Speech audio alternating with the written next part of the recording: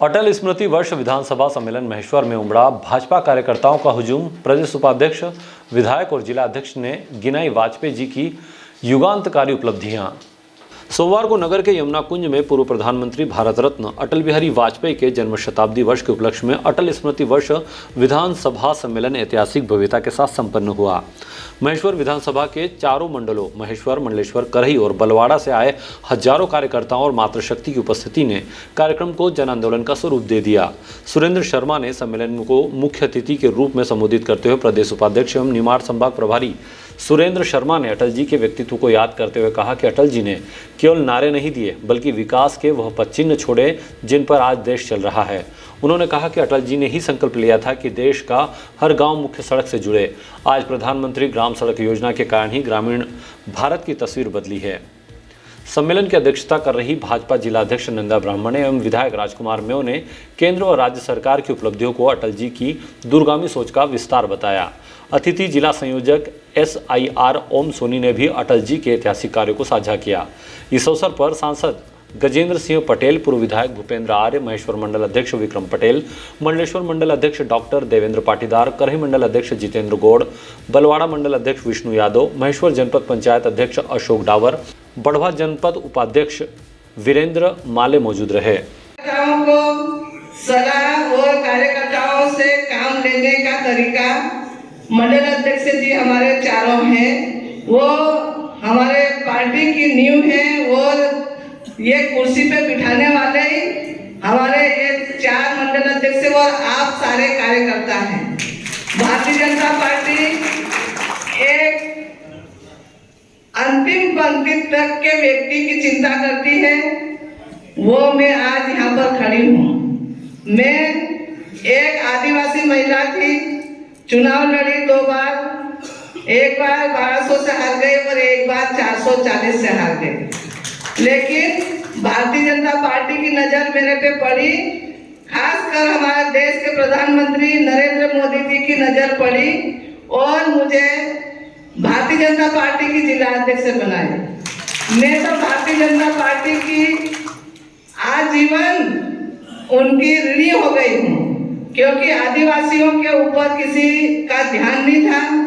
कांग्रेस सरकार हमेशा बोलती थी कि गरीबों का हाथ कांग्रेस के साथ, लेकिन गरीबी जैसी की वैसी रही, गरीबी मिटी नहीं। और भारतीय जनता पार्टी की सरकार आई और हमारी लाडली बहना योजना लॉन्च करी और हमारी बहनों को भी इतना सम्मान मिला कि मोदी जी ने बोला है कि बहनें बहुत ईमानदार रहती हैं और ईमानदारी से काम करती है, ईमानदारी से घर परिवार चलाती है। ये आप लोग यहाँ पर बैठे हो, हमारी बहनों की वजह से बैठे हो। बहनें को आप घर छोड़कर आए हो और बोल के आए हो कि ये काम खेत में कर लेना, ये व्यक्ति को ये काम बता देना और शाम को ये खाना बना लेना, ऐसा बोल के आए हो कि नहीं बताओ? हम सौभाग्यशाली इसलिए हैं कि नर्मदा मैया की गोदी में खेलने का हमको मौका मिला है। हम सौभाग्यशाली इसलिए हैं कि देवी अहिल्याबाई के सुशासन के सूत्र यहां से सारे देश में संचालित हुए हैं। हम सौभाग्यशाली इसलिए हैं कि हमने भारत में जन्म लिया है। हम सौभाग्यशाली इसलिए हैं कि मनुष्य का जन्म लिया है और हम सौभाग्यशाली इसलिए कि भारतीय जनता पार्टी में काम करने का अवसर मिला है। आदरणीय जी बोल रही थी बहनों के बारे में।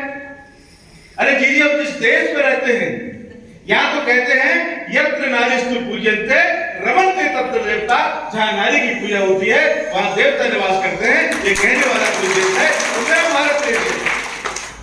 हम तो सीता से, राम से पहले सीता को कहते हैं, सीता राम कहते हैं, श्याम से पहले राधा को कहते हैं, पिता से पहले माता को कहते हैं। और एक कवि शंभू जी बैठे इधर भी अच्छा उच्चारण कर रहे थे।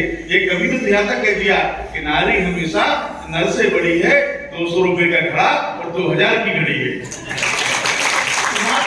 रहने वाली है।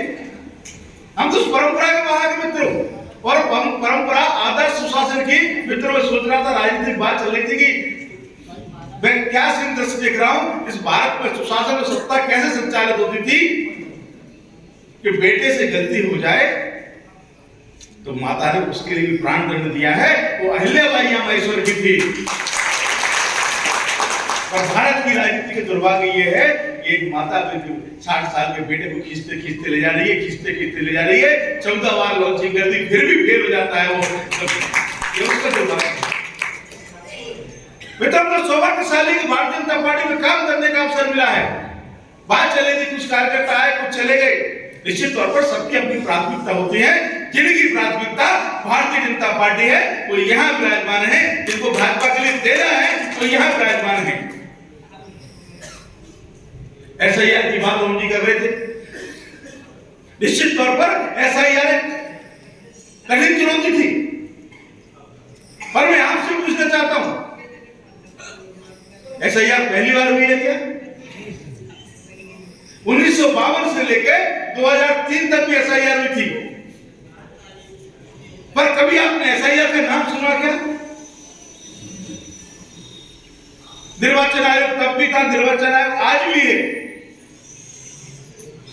एसआईआर हुई है तो जो गलत मतदाता है उनके नाम कटे हैं, उनके नाम हटे हैं, जिनकी मृत्यु हुई उनके नाम हटे, जो शिफ्ट हुए उनके नाम हटे, या बांग्लादेशी घुसपैठिए रोहिंग्या पाकिस्तानी नागरिकों के नाम एसआईआर के माध्यम से मतदाता सूची से हटे हैं।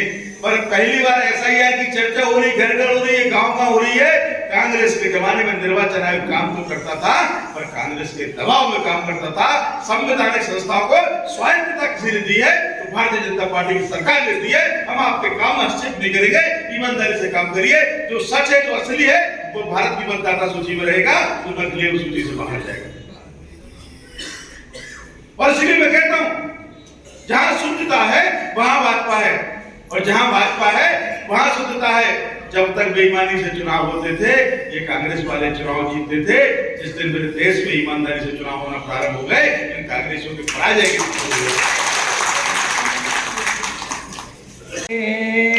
मैं सर्दी सिल में भैया बैठे बैठे हसन लगाए के, मैं घर में तेरसा बैठे बैठे हसन लगाए के, सारी जनता चरण दबाए झूठ के, सारी जनता बटाए के, रेवा मैया को प्रणाम करूं झुक झुक के, नर्मदा मैया को प्रणाम करूं झुक झुक।